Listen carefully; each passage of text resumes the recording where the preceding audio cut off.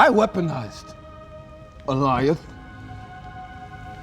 And I ended the multiversal war. The moment Kang killed Iron Man. Hey, what's up guys? Welcome to OnlyMarvelFans, the ultimate destination for all things Marvel. If there's anything the Marvel Cinematic Universe hasn't shown us yet, it's a scene showing Iron Man losing his life to Kang. Although it's a proven fact that Kang killed Iron Man, a scene showing that hasn't graced our screens yet, but all of that is about to change. Well, as long as you watch this video to the best end. Nobody is oblivious to the dynamism and unpredictable manner in which the Marvel Cinematic Universe operates. What else might account for the fanaticism that this 2008 film franchise has so far stirred in viewers across the globe? We shot it. It's shot. 6 stones or nothing. With 6 stones or You're nothing. repeating yourself, you know that? It's no news that the MCU is the highest-grossing film franchise of all time, with its box office revenues miles ahead of other top franchises. This goes to show that a Marvel Cinematic series is more than what's been shown on the big screen. Tons of behind-the-scenes and follow-ups are a must for fans to fully understand their concepts. Bring me Thanos! As it's in this case, where Kang killed Iron Man. Tony Stark, as we know, is a character portrayed by Robert Downey Jr. in the Marvel Cinematic Universe as Iron Man, and he has been a central figure in several Marvel storylines, ranging from his lead appearances in Iron Man 1, 2, and 3 in 2008, 2010, and 2013 respectively, the Avengers in 2012, The Age of Ultron in 2015, and Captain America Civil War in 2016, before the Avengers' latest releases. Infinity War and Endgame graced our screens in 2018 and 2019 respectively. You have my respect, Stark.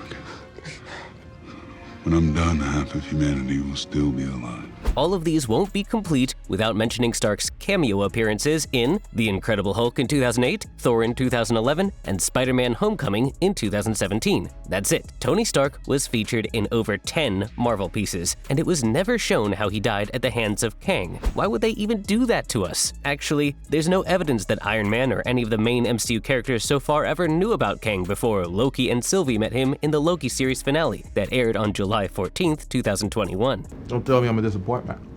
No, just a little bit easier to kill. The MCU was permanently altered by the Loki series' last episode. Loki, played by Tom Hiddleston, and Sylvie, played by Sofia DiMartino, arrived in the Citadel at the end of time, where they ultimately confronted a villain called He Who Remains in the finale titled For All Time, Always. He Who Remains is a variation of a time-traveling supervillain, Kang the Conqueror, acted by Jonathan Majors. I've been dubbed many names by many people. A ruler. So Loki and Sylvie found He Who Remains gladly waiting for them at the Citadel, waiting to unveil his plans for the future multiverse. Here in the Loki finale, Kang knows it all, and he's seen it all, which gives meaning to his name, He Who Remains. When Loki told him he lost because he's been found, Kang did well to tell him it was actually the other way around, as he's seen it all before this moment even happened. He further boasts that he can manipulate time and space in ways that are expected to have significant effects in the MCU, naturally making him insanely stronger than almost every hero and supervillain we know. In fact, he knew about Loki and Sylvie's journey to the Citadel before they even decided to make the trip. Everything you guys did on Lamentus, I saw. All the stuff the TVA didn't know about, I knew. Still waxing about his feat to Loki and Sylvie, He Who Remains mentioned his past exploit of single-handedly ending the multiversal war by isolating the timeline and managing the flow of time to prevent further breaches. He has been around for thousands of years, but what's more complicated is what his death is going to cause to the universe. For the purpose of this video, I wouldn't dwell much on Kang's meeting with Loki and Sylvie. The meeting created a new path in the MCU, thereby also showing us Kang had gotten the better of Iron Man. Just before we steer off the Loki series' final episode, remember we said He Who Remains knew about Loki and Sylvie's journey to the Citadel. Yeah, he was basically waiting for the duo so he could give them an option of changing their decision to fight him.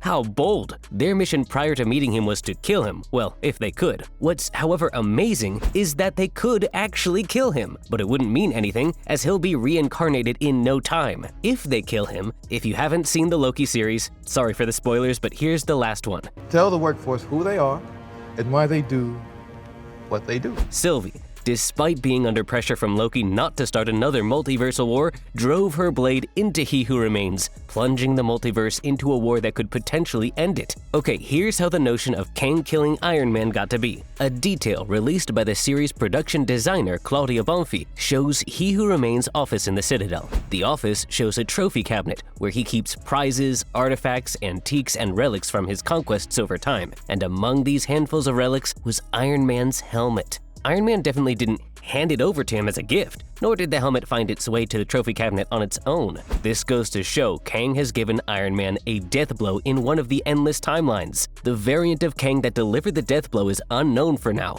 coupled with the timeline this happened, but we have the feeling it's one that's found its way into Iron Man's universe. He Who Remains could have gotten the trophy cabinet from any other variation of Kang, as the chances of him being the variant that got the deed done doesn't seem plausible. You know, Kang isn't just your regular human, although he's still flesh and blood. Aside from the fact that he's from the 31st century where humanity has learned how to improve its physical attributes like strength and speed, he also identifies as being beyond human, operating at a level matched by super soldiers like Black Widow, Wolverine, Winter Soldier, Omega Red, and even Captain America. Kang also possesses unmatched intelligence and extraordinary strategy ability, as he was able to take control of the whole 30th century and extend his dominance beyond time into the limbo dimension, which is where time stops and could be parallel to the quantum realm in the MCU. So, you know, if anyone could actually put Iron Man to the blade, Kang was more than capable. But this begs an important question. Why did Kang kill Iron Man? How about this? Tony had vast knowledge of time travel, yeah?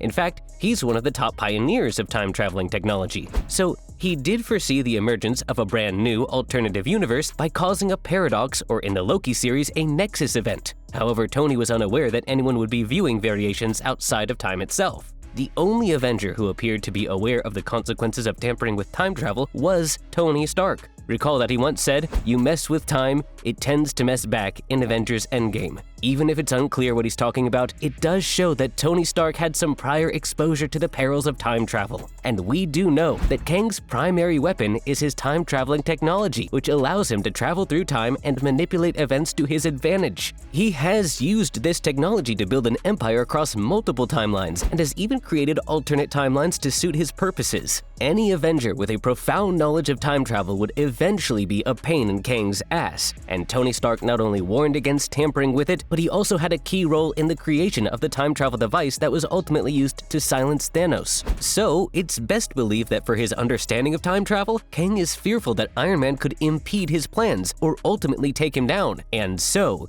he had to move first and take him out first. What are the odds of that happening over a duel? Very slim. Kang doesn't have to directly fight heroes. All he has to do is manipulate events and time to get his will done, which is exactly why he's a one-of-a-kind villain. The exact moment? The first thing we made clear at the beginning of this video is the fact that the MCU hasn't shown any video proof of Kang killing Iron Man, but the presence of Iron Man's helmet in Kang's office shows he's lost his life to the time-traveling villain. So, here's the first plausible theory that appears to explain this. Kang traveled back in time and assassinated Tony Stark before he ever became Iron Man. Probably didn't make it after the blast in Afghan. A bold theory, but does this even make any sense? How about this second fan theory? Kang manipulated time and made everything fall in line for Tony's death. So this basically means that Kang killed Iron Man by orchestrating everything else to make him die. You're an Avenger.